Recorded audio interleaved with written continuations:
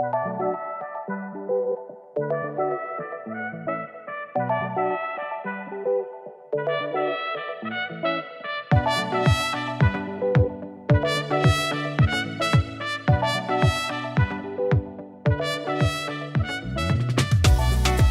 I'm Rosanna Faraci and I'm here with Hollywood actress Nicky Whelan.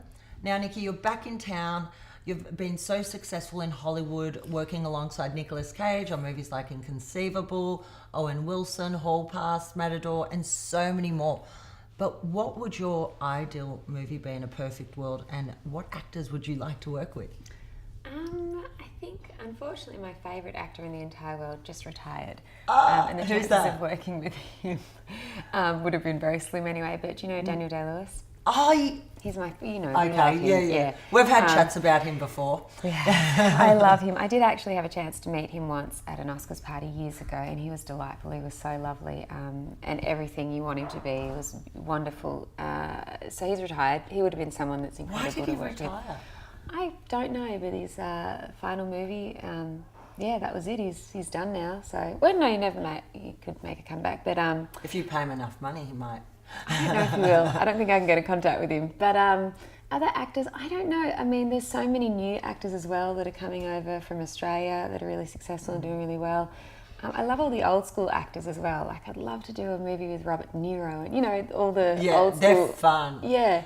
They've just got X factor and charisma. All that sort of stuff. But I don't know, I still love doing comedy. When I first moved to America, I did a lot of comedy, and then over the past few years, it's become more like thrillers. You've seen them. When you played the psychopath in Inconceivable, Yeah, I couldn't look at you the same after that. But all of them are going in that direction at the moment, and I want to kind of steer back toward doing more comedy again. I really enjoy doing that. So eventually, hopefully, I don't know, it's a bit of a roller coaster.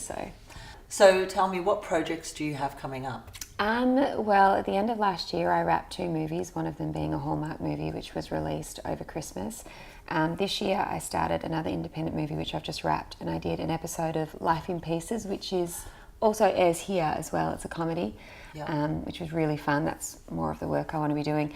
And now I've got 3 movies I'm starting. One shoots in Los Angeles, Kentucky, and I think Nashville. So the next 4 months, Nashville. I know, I'll be headed out there to do, and I think 2 of them are thrillers, and one of them is sort of a light-hearted, more sort of film. So the year is kind of set up for me. Busy. Yes. I think I might have to pop over to Nashville when I'm in LA and visit you on Bella, set. you have to.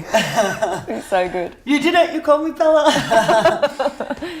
Also, the one thing that people have just sort of found out about you is, and it's very serious, your brother has a severely autistic son. Yeah. And with the GoFund program, you raised $80,000 in a week, which has never happened with that. What are the incredible things that have happened after that?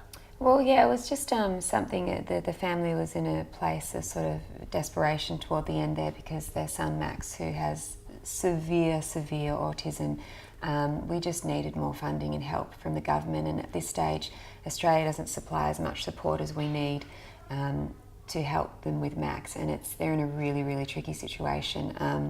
So my sister and my sister-in-law's sister organised a GoFundMe program to help with funds and possibly carers and another house for the family to stay in. So we put it together, and then within a week we had raised $80,000, and unheard of.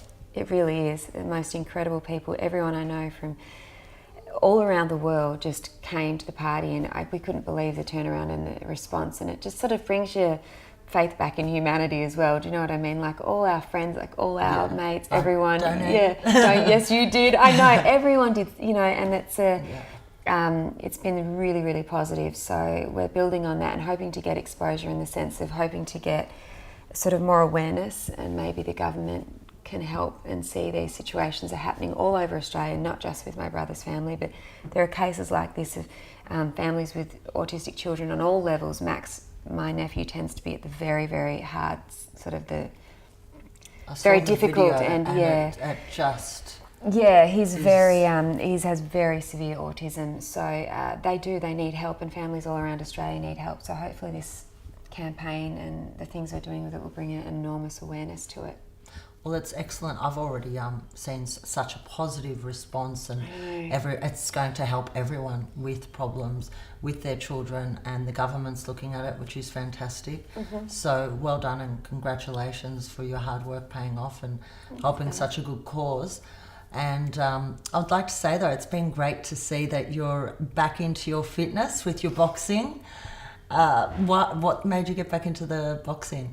Well, because in my 20s I used to do kickboxing when I was living in Australia, and when I was filming Neighbours and stuff, I had a coach here that I'd do it with.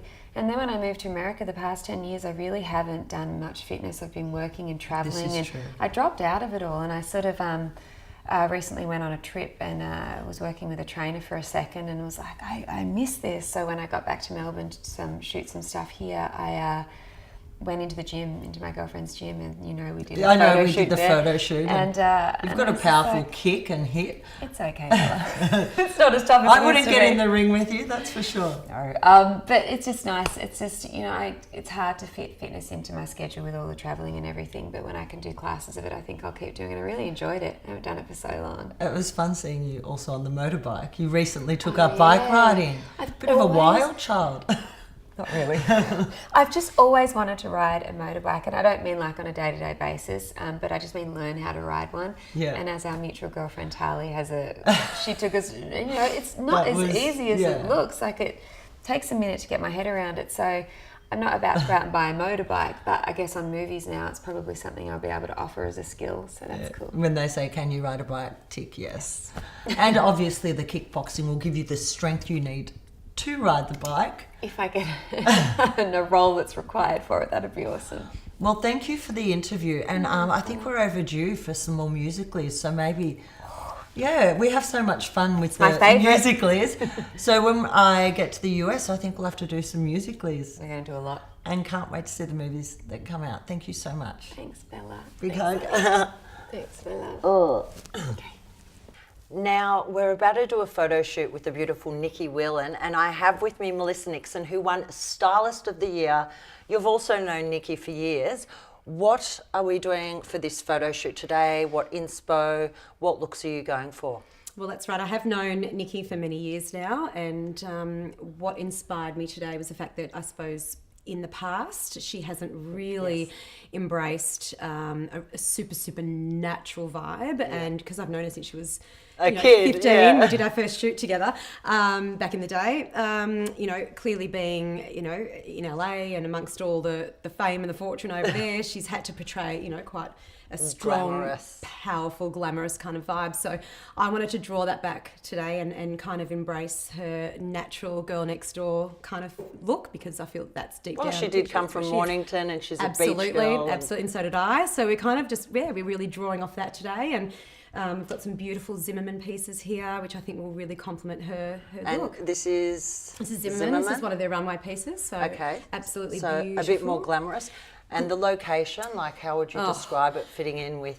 I can't even. So I've walked into here. This is just, I think this is the modernist dream. You've just walked, just beautiful. And I love the fact that it's kind of not quite done. It's not quite finished yet. So we're kind of dabbling in that, still working on. So it's quite disheveled and all over the place. But they've done such a beautiful job here. So I'm super excited. I can't wait. So what outfit do you think we'll start with? I have absolutely no idea. Let's have a look at some You never of ask these. a star. You never ask a star. We're just going to wing it and roll. We are going to wing it, and I think that's really important too. We decide on the location first and where we're going to shoot first, and then I will then complement the location and the tones of where it is that we're going to shoot. So, and you do it so well. I've worked with you before, so thank you, Rosanna. Appreciate you being here. Can't wait. Let's start shooting. Woohoo!